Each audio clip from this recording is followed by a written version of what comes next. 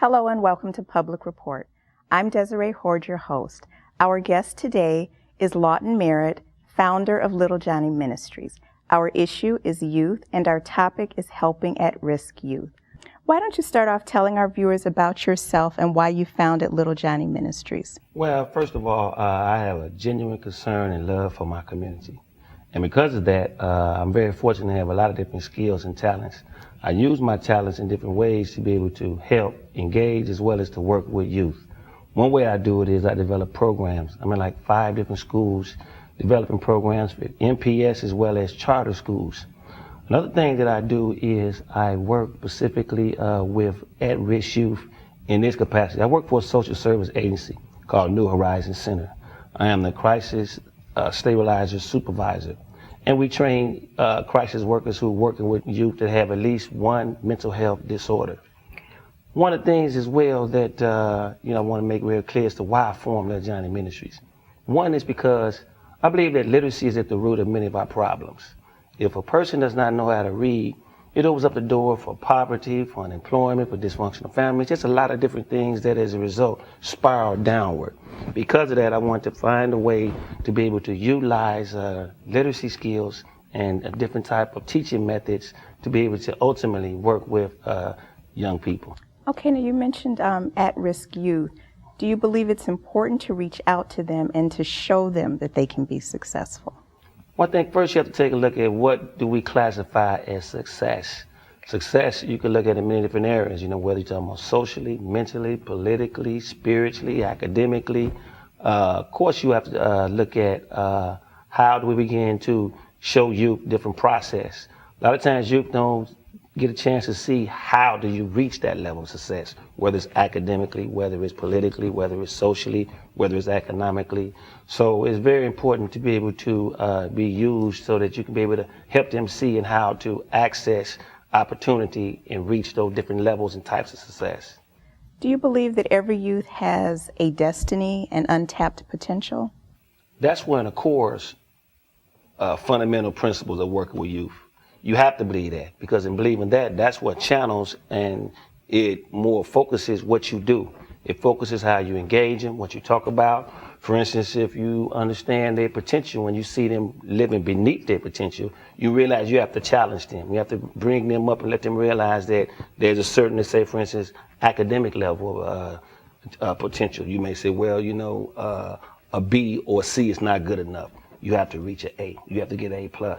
So if you believe that, if you understand that, they have a greater potential outside of what they're, unfortunately, a lot of our youth are living beneath, their potential, belief, their level of accomplishments and what's really inside them.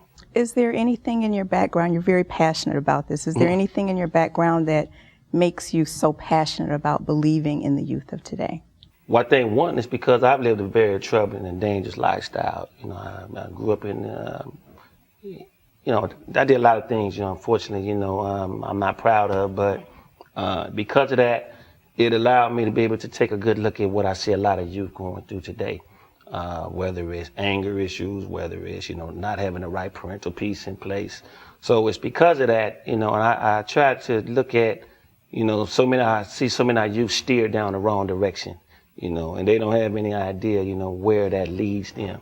And because I've been through some of them troubling roads and seen a lot of my friends and different people who, as a result, have fallen victim, to homicide, to prison, and to just bad choices, that just fuels me even more to want to work with, to engage, and to be able to, channel some of these youth so that they don't have to, go through some of those same, disastrous choices that as a result, many times will, end them not only murdered or, in prison or, just living, much beneath their, their level of accomplishment and what's really inside them. So that's where my passion comes from, just trying to help others. Right.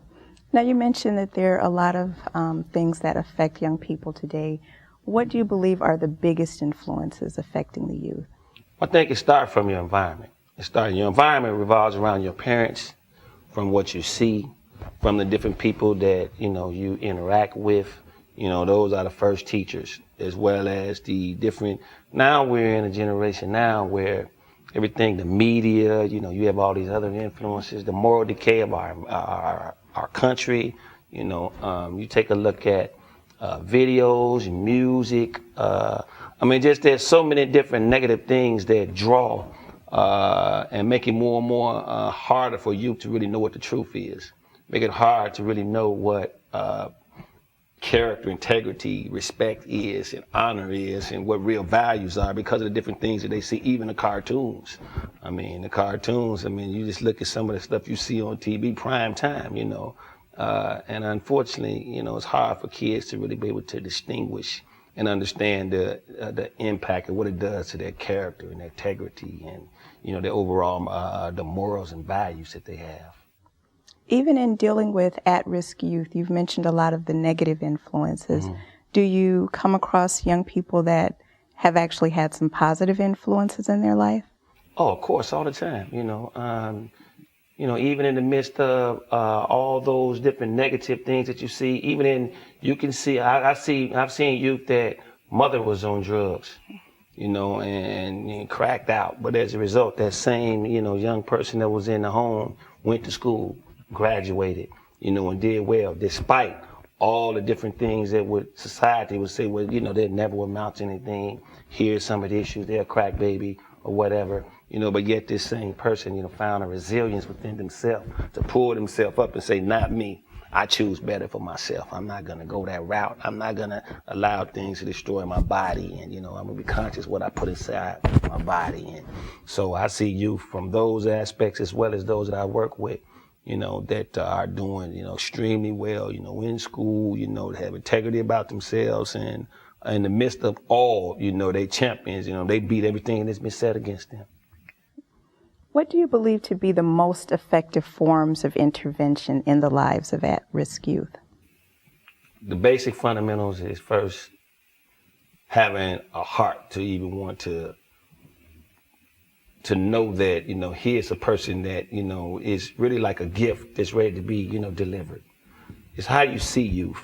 And once that's the cornerstone, once you have that heart to realize and see that in them, then you have to learn how to listen. You have to learn how to notice certain things. You have to learn how to ask questions. You have to realize that, pay attention to different things you see. Like, for instance, they may have a tattoo. And I personally don't, like it, but I might say, that's an interesting tattoo. Tell me a little bit about that. So that's just a way to engage him. They may have a nice haircut. You may say, that's nice. I really like the way that look on you. Did you cut that yourself? He probably didn't. Oh, yeah, man, you really look nice with that. So now, you're reaching, part of his inner spirit, the inner person. And now they begin to feel more comfortable with you. You have to open up opportunity to engage him, to not be, sometimes adults have a tendency like, I'm the boss, I'm the parent, or I'm Christian, or I am the educator and you're the kid. I know everything. I know all the answers. And sometimes that turns kids off, too. Where you kind of like come down their level and not try to like, I'm over you. I'm just someone that's just trying to engage you and help assist you, and to challenge you. Now, you mentioned the effects sometimes that adults can have on youth. Do you think a lot of youth need to know that adults genuinely care about them? But that's the way it automatically should be. Unfortunately, a lot of kids don't have that. They don't have any adults that really, truly care. Many of them have been abandoned, they've been abused, they've been cussed at, they've been told you ain't gonna be nothing.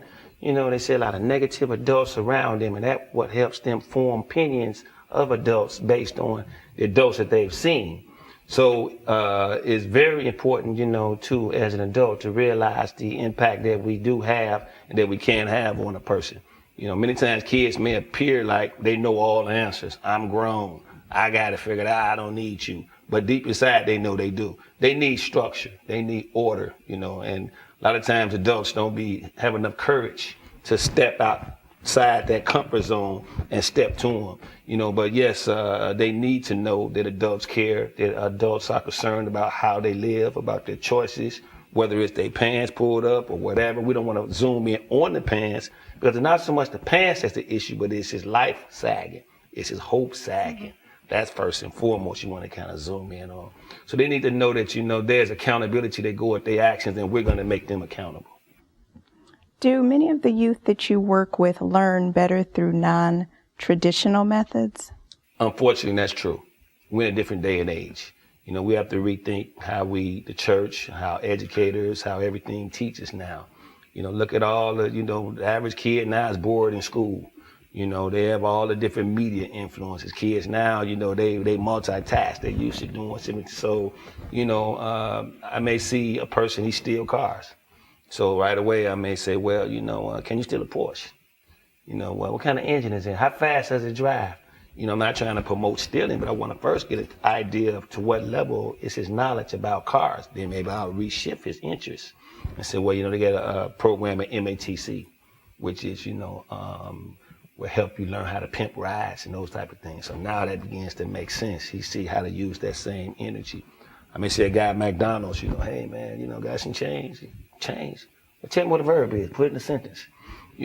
So we have to constantly use ways, to be able to engage them and to be able to challenge them. So yeah, they do learn in a lot of ways in non-traditional ways. It's a different day. So some old systems are not working. Do you have any opportunities to maybe take some of the non-traditional methods into a traditional setting, such as the school systems? I do it all the time. I teach in 5 different schools, developing programs. I have one called Advance Your Swagger. And it's kind of like it's the old school charm, but instead of calling it charm school, that would sound too weak. But swagger, they understand.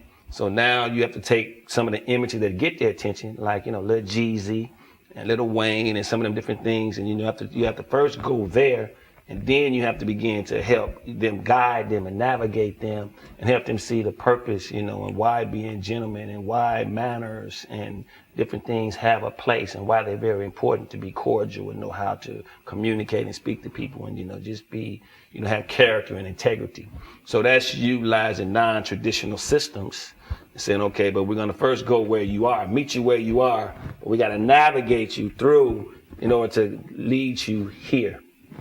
So always using non-traditional systems for teaching.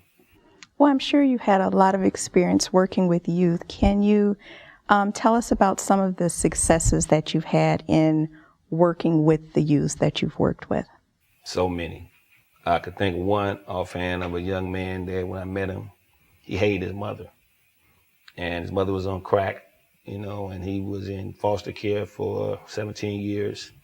And now he's in college, he's about to get his degree. He's majoring in business. Every time I look around, I'm meeting different people that I know, I've seen over the years, I've engaged. Success means different things. One person may just get out of jail. And now the same person I've been working with before he went to jail. Now he thought about some of them things I told him before he went to jail. Now he's out. Now it's like, okay, D, I'm back on the streets. So I said, okay, well, look, I tell you what, you ain't got time to be, idle. I need you in school. Let's go down the, Cardinal Street. So now some of them same individuals, they are in school, they're in college, so just many, many cases, just the people that remember you, they see you. Hey, man, I remember you was at this school. So it's always a level of, you can see a level of success. You can see a level of a way that you affect kids. And it just shows the importance of, you never know the extent of how you can affect change on a person. You just have to just step out on faith, believe that, you have something to say, you have something to offer, and you have to just start engaging kids. Well, Lawton, thank you for being on the program again today. Thank you so very much. My pleasure. Thank you. We've been speaking with Lawton Merritt. He's the founder of Little Johnny Ministries. Our issue has been youth, and our topic, helping at-risk youth. Thank you for viewing Public Report.